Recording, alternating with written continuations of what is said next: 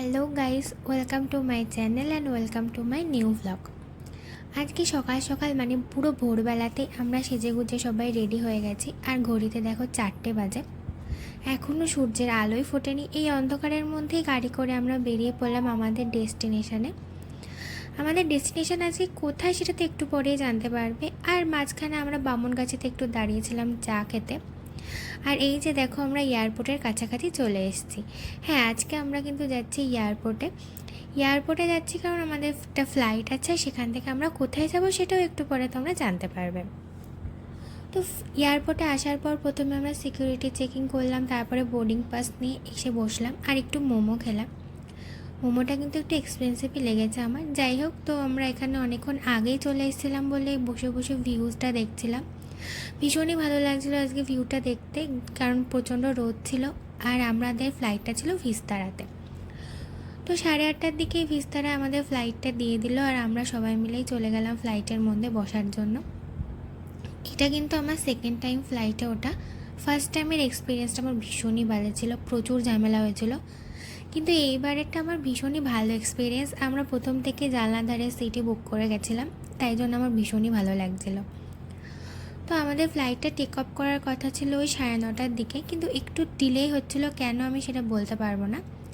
আর রানওয়েতে যাওয়ার সময় আমার না একটু ভয়ও লাগছিল যে মানে অনেক দিন পরে উঠলাম ফ্লাইটে আবার। আর এই যে ফাইনালি আমাদের ফ্লাইটটা টেক অফ করে দিয়েছি, ইয়ে। তো ফ্লাইটটা টেক অফ করার সময় একটু কান বন্ধ হয়ে যাচ্ছিলো, কিন্তু একদম ফ্লাইটটা উপরে উঠে যাওয়ার পরে আর কিন্তু কোনো সমস্যাই হচ্ছিল না। আর বাইরের ভিউটা তো দেখতেই পাচ্ছ যে ভীষণ সুন্দর। আমি প্রচুর ক্লিপস নিয়েছি এর মধ্যে। তো কিছুক্ষণ থাকার পরে আমাদের ব্রেকফাস্টটা দিয়ে দিল। বিস্তারাতে কিন্তু ব্রেকফাস্ট ইনক্লুডেডই থাকে, যদিও অনেস্ট রিভিউ যদি আমি দিই, এটা ভীষণই বাজে খেতে ছিল, আমার একদম ভালো লাগেনি। তো যাই হোক, আমরা যাওয়ার পথে আমাদের ভীষণ টার্বুলেন্স দেখা দিয়েছে, ভীষণ। আমি জানি না কেন, হয়তো মেঘলা ছিল বলে, আর এই সময়টা প্রচণ্ড ভয়ও লাগছিল। তো আর আশা করি এখন দেখতেই পাচ্ছ আমাদের ডেস্টিনেশানটা দেখা যাচ্ছে ওই যে। অ্যাকচুয়ালি আমরা যাচ্ছি আন্দামানে। ও আন্দামানের সিটা এতটাই সুন্দর, আমার ফ্লাইট থেকে তো দেখতে ভীষণ ভালো লাগছিলো। আর আমি ফ্লাইট থেকে ভীষণ এক্সাইটেড হয়ে গেছিলাম যে ওখানে গিয়ে কী দেখবো। তো ফাইনালি প্রায় 2 ঘন্টা 30 মিনিট মতো পরে আমরা নেমে গেলাম এখানটাতে, মানে আন্দামানের এয়ারপোর্টে। এই এয়ারপোর্টটার নাম বীর সাভারকার। আর এখান থেকে আমরা লাগেজ কালেক্ট করেই চলে গেলাম আমাদের হোটেলটাতে। আমাদের এখানে আমরা একটা ট্যুর গাইডের সাথে কন্ট্যাক্ট করেছিলাম, সেটা তিনি হলেন স্বপনদা। এবার তোমরা যদি কেউ তার নাম্বার চাও তাহলে আমি দিয়ে দিতে পারি। এবং আমাদের উনি 18,000 টাকা করে নিয়েছিলেন পার হেড। আর আমাদের এই হোটেলটা কিন্তু এয়ারপোর্টের একদম পাশেই ছিল। এখানে এসেই মুষলধারে বৃষ্টি শুরু হয়ে গেল। আমরা এবার ঘুরতে যাবো কী করে? আমাদের স্নান করাও কমপ্লিট হয়ে গেছে। আমাদের হোটেল রুমটাও কিন্তু ভীষণ সুন্দর ছিল, ওই পোর্ট ব্লেয়ারের হোটেলটা, মানে আমার তো পার্সোনালি ভীষণই ভালো লেগেছে। তো যাই হোক, তারপরে বৃষ্টির মধ্যে আমরা বেরিয়ে পড়লাম, কারণ না ঘুরতে এসেছি, ঘরে তো আর বসে থাকতে পারবো না। প্রথমেই চলে আসলাম সেলুলার জেলে। হ্যাঁ, সেলুলার জেলে আসার সময় আমি একটা অ্যাডভাইস দেবো সবাইকে, প্লিজ ট্যুর গাইড কিন্তু নিও এখান থেকে। আমরা বর্ষার কারণে নিইনি, আমাদের বুঝতে কিন্তু প্রচণ্ড সমস্যা হচ্ছিল, কারণ আমরা বেসিক্যালি এমনি ঘুরে বেড়াচ্ছিলাম, কোনো আইডিয়াই ছিল না যে কোথায় যাওয়া উচিত বা এর হিস্টোরিক্যাল ইম্পর্টেন্স কতটা।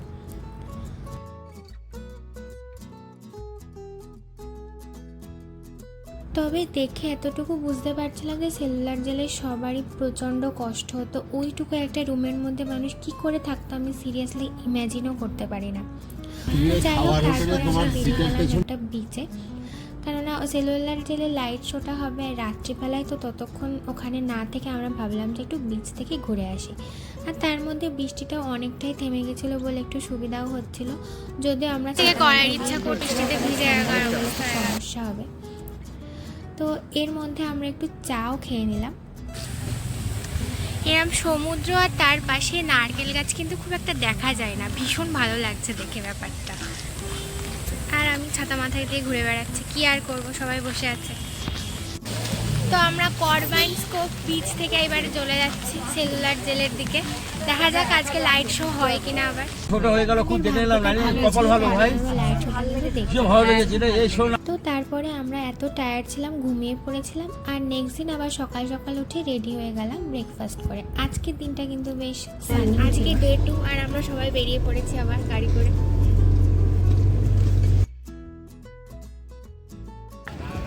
আমরা রস আইল্যান্ডে যাওয়ার জন্য এখানে আসলাম জংলি ঘাটিতে।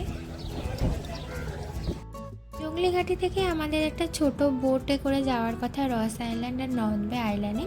আর এখানে আমাদের সাথে কিন্তু আর একটা ফ্যামিলি যাবে, যেহেতু একটা বোটে 10 জন করে নেওয়া হয়। সুন্দর হাওয়া হচ্ছে, ভীষণ সুন্দর লাগছে। তার সাথে আমাদের বোটও চলে এসছে। বোটে করে যেতে যেতে আমরা কিন্তু প্রচুর বড় বড় শিপ দেখতে পেরেছি। আর বোটের মধ্যে বেশ মজাই লাগছিল আমাদের। আর আমাদের রস আইল্যান্ড আর নর্থ বে আইল্যান্ডে কিন্তু প্রচুর ওয়াটার অ্যাক্টিভিটিও করার কথা আছে।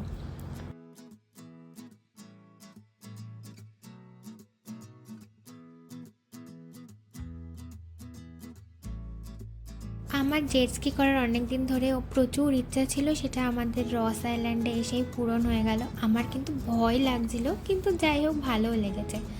তো জেট স্কি করার পরে আমরা গেছিলাম রস আইল্যান্ডের ভিতরটা ঘুরে দেখার জন্য। এখান থেকে একটা টোটো পাওয়া যায়, সেটাই ভাড়া করেছি।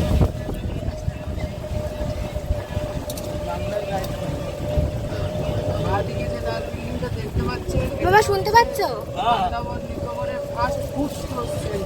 Food store. আচ্ছা, এখন হয় না। এটা যেটা আমি বলছি সব ব্রিটিশদের কাহিনী বলছি। এটা প্রেজেন্ট ভ্যালি স্টোর তৈরি হয়েছিল 1838 সালে। এটা আন্দামান নিকোবরে প্রথম ফুড স্টোর সেন্টার ছিল। এর পয়সা এতই কামিয়েছে যে আন্দামান নিকোবরে যত বাঙালি লোক আছে, ইনি লিখে দিয়ে গেছে, যে মালিক ছিল তিনিও বাঙালি ছিল, এবং তিনি লিখে দিয়ে গেছে আন্দামান নিকোবরে যত বাঙালি আছে যে বড় বড় ট্রিটমেন্টের জন্য চেন্নাই ফেন্নাই যেতে হবে, সব এইখান থেকে টাকা পাবে তারা, এটা লিখে গেছে। বাঁদিকে যে প্রথম বিল্ডিংটা দেখতে পাচ্ছেন, এটা হচ্ছে প্রিন্টিং প্রেস ছিল ব্রিটিশ টাইমে, যেটা তৈরি হয়েছিল 1838 সালে। আর নেক্সট বিল্ডিং হচ্ছে আসার সময় এখান থেকে নেমে যাবেন, দিয়ে তুলতে পারবেন। আর এটা হচ্ছে কি পাওয়ার হাউস ব্রিটিশ টাইমে, যেটা 1840 সালে তৈরি হয়েছিল। এর পিছনে একটা ব্রিটিশ টাইমের সুইমিং পুলও আছে। বাঁদিকে যে ব্রিটিশ টাইমে বাঁদিকে যে সাদা বিল্ডিংটা দেখতে পাচ্ছেন, এটা ব্রিটিশ টাইমে বেকারি ছিল। আজকের তারিখে এটা লাইটিং শো ডিসপ্লে 5:30 থেকে 6:30 শো হয়। সেলুলার যেটা যে শো দেখায়, এখানেও সেম শো দেখায়। ডান দিকে যে নারকেল গাছগুলো দেখতে পাচ্ছেন, এখানে ছিল ব্রিটিশ টাইমের প্লে গ্রাউন্ড, যেখানে ব্রিটিশরা ক্রিকেট। এই ময়ূর, ওই তো এটা কি রোজ আইল্যান্ড তাই তো? রস আইল্যান্ড। এখন নেতাজি সুভাষচন্দ্র বসু দ্বীপ হয়েছে 2018 সালে। মোদি নিজে এসে নাম চেঞ্জ করেছে। রস আইল্যান্ড নাম হয়েছিল কেন জানা? প্রথমে রস আইল্যান্ড ছিল, না না, নামটা কার জন্য হয়েছিল? সাহেব সাহেব কি রস রাজনীতি দিয়ে ভাঙাচোরা সিরিজে দেখতে পাচ্ছি। এখানে ছিল আন্দামান নিকোবরের ফার্স্ট পোস্ট অফিস, কারণ এই আইল্যান্ড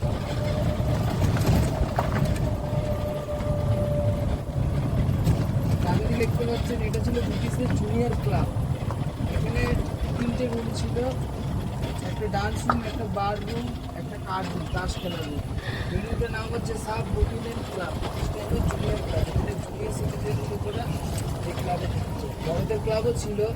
2004 সালে সুনামিতে প্রচুর ডিস্ট্রয় হয়েছে। আইল্যান্ড ছিল 200 একরের, এখন শুধু 70 একর বেঁচে রয়েছে। 130 একর সুনামিতে ডিস্ট্রয় হয়ে গেছে।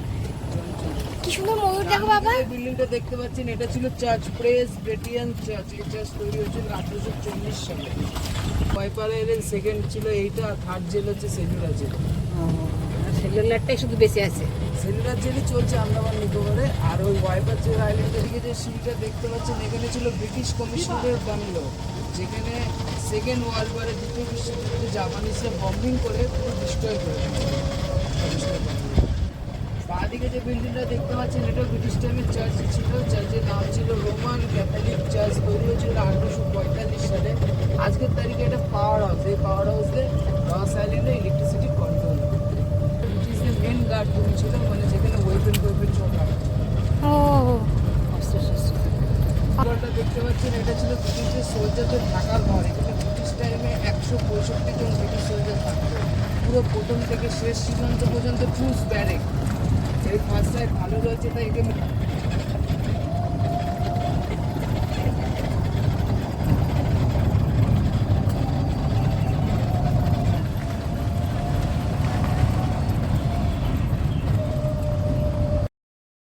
টোটো করে নামিয়ে দেওয়ার পরে আমরা এখানে 180টা সিঁড়ি ক্রস করে যেতে হয়েছে আমাদের লাইট হাউসটা দেখতে।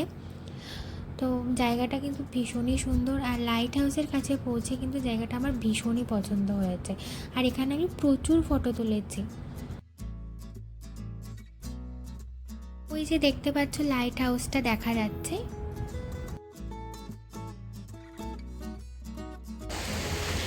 আমরা হেঁটে হেঁটে লাইট হাউসের দিকে যাচ্ছি, আর এই যে দেখা যাচ্ছে ভীষণ। আর আমার বাবা ওই যে হেঁটে হেঁটে আসছে, আর চারপাশে একটা সুন্দর সমুদ্র, ভীষণ ভালো লাগছে দেখতে, আর প্রচুর নারকেল গাছ।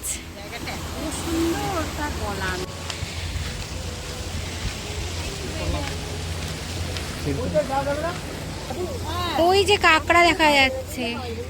নিলে যাবো, ওখানে পাওয়া যাবে। হ্যাঁ, আইল্যান্ড থেকে কিন্তু ডাইরেক্ট চলে গেলাম নর্থ বে আইল্যান্ডে। সেখানে গিয়ে আমরা প্রথমে গেছিলাম সাবমেরিনের ভিতরে। এখান থেকে নাকি নিচে কোরাল দেখা যায়, মানে সাবমেরিন অ্যাকচুয়ালি গ্লাস বোট। কিন্তু বিশ্বাস করো এখানে গিয়ে আমার এতটাই মাথা ঘুরে গেল যে আমি পুরোটা দেখতেই পারিনি, তার আগেই উঠে চলে এসেছি। তাছাড়াও এখানে আমি ভেবেছিলাম যে সি ওয়াক করব, কিন্তু সেখানে নেমেও আমার এতটাই ভয় লেগে গেছিলো যে আমি আর নামতেই পারিনি। আমাদের সাথে যে দিদিটা গেছিলো অর্জিতাদি, ও কিন্তু নেমে গেছিলো। আর ভিডিওটা দেখো কী সুন্দর, আমি প্রচণ্ড মিস করেছি। যাই হোক, কী করা যাবে। তো তারপরে আমরা বিকেলবেলায় আবার ফিরে এসেছিলাম আমাদের পোর্ট ব্লেয়ারে। আর এখান থেকে ভাবলাম যে হোটেলে না গিয়ে যাই, একটা পার্ক আছে এই পাশে, মেরিন পার্ক বলে। এই জায়গাটাও কিন্তু ভীষণ সুন্দর, আর জলটা দেখে মনে হচ্ছিল যে পুরোই নীল জল। যদিও সমুদ্রের আমার কোনো অপশান ছিল না, কিন্তু উপর থেকে দেখতেই ভীষণ ভালো লাগছিল। আর ওই যে দেখা যাচ্ছে সেলুলার জেলের লাইট শো। ভিডিওটা করার আমাকে পারমিশন ছিল না আমার কাছে, তাই জন্য আর করতে পারিনি। যাই হোক, তারপরে আমরা গাড়ি করে হোটেলের দিকেই ফিরছিলাম। তো সেই মোমেন্টেই দেখলাম এখানে একটা বিয়ে হচ্ছে। তো ভাবলাম যে একটা ক্লিপস নিয়েই নিই। বিয়েবাড়িটা কিন্তু খুব সুন্দর করে সাজানো ছিল। আর রাত্রিবেলায় এসে আমরা টুকটাক একটু ডিনার করে আবার ঘুমিয়ে পড়েছিলাম, যেহেতু পরের দিন সকালবেলায় আমার আবার যেতে হবে হ্যাভলকে। তো আমাদের এই যে নৌটিকাতে যেতে হয়েছে, এই ক্রুজটাতে প্রথমে আমরা কিন্তু মাঝে সিট পেয়েছিলাম, তারপরে দেখলাম যে জানলার ধারে ফাঁকাই আছে, তো জানলার ধারেই চলে গেছিলাম বসার জন্য।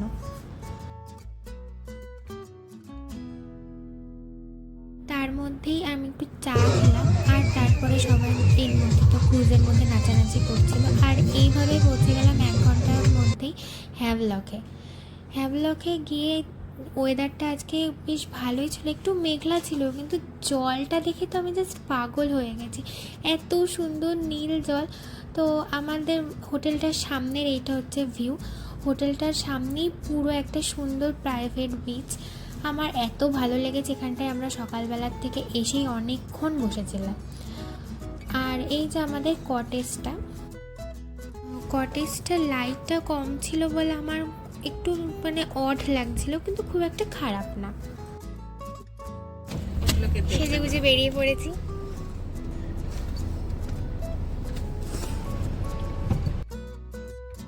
পোর্ট ব্লেয়ারে আমরা যে স্বপনদার সাথে কন্ট্যাক্ট করেছিলাম, সেই কিন্তু আমাদের এখানে হোটেল বুক করা থেকে গাড়ি ঠিক করা সব কিছুই ঠিক করে দিল। তো যাই হোক, আমরা প্রথমে এসেছিলাম কালাপাথর বিচে। এখানে প্রচুর ভিড় ছিল, আর ভীষণ সুন্দর বিচটা ছিল, আমার তো ভীষণ ভালো লেগেছে।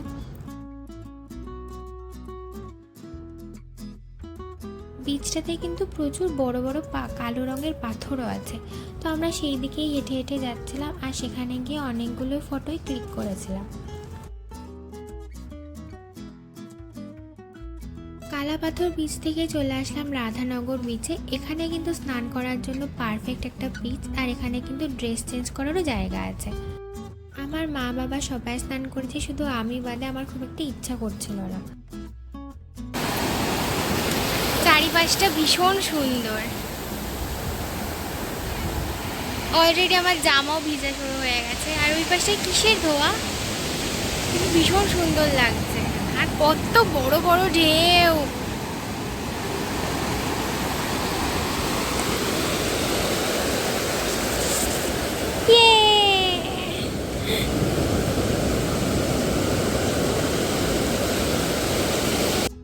দাঁড়িয়ে দাঁড়িয়ে পা ব্যথা হয়ে গেছিলো বলে আমি একটু বসে নিয়েছিলাম। আর সবার যখন স্নান করা কমপ্লিট, আমরা ডাব খেয়ে আবার চলে আসলাম আমাদের হোটেলে। তো ফাইনালি আমরা জল বাড়ছে এটা দেখতে পাচ্ছি। এতক্ষণ জলই ছিল না এখানে। কেমন কেমন পুকুর পুকুর লাগছিল দেখতে, এবার ভালো লাগছে ব্যাপারটা। জল তো আর দেখা যাচ্ছে না, কিন্তু আমাদের এইখানে এই যে লাইটগুলো কিন্তু বেশ ভালোই লাগছে। আর এখানে ক্যান্ডেল লাইট ডিনারও করা যাবে। হ্যাভলকে কিন্তু আরও একটা বিচ আছে, এলিফ্যান্ট বিচ বলে। এই বিচটা বন্ধ ছিল বলে আমরা যেতে পারিনি। তো যাই হোক, পরের দিন সকালবেলায় আমরা আবার জেটির কাছে চলে আসলাম। আর এইটা হলো আমাদের আজকের ক্রুজ। আজকে আমরা যাচ্ছি হ্যাভলক থেকে নেইলে গিয়ে কী কী করলাম সেটা থাকবে পরের ব্লগে। তো আমার চ্যানেলটা তাহলে সাবস্ক্রাইব করে দিও পরের ব্লগটা দেখার জন্য। আজকের মতো বাই।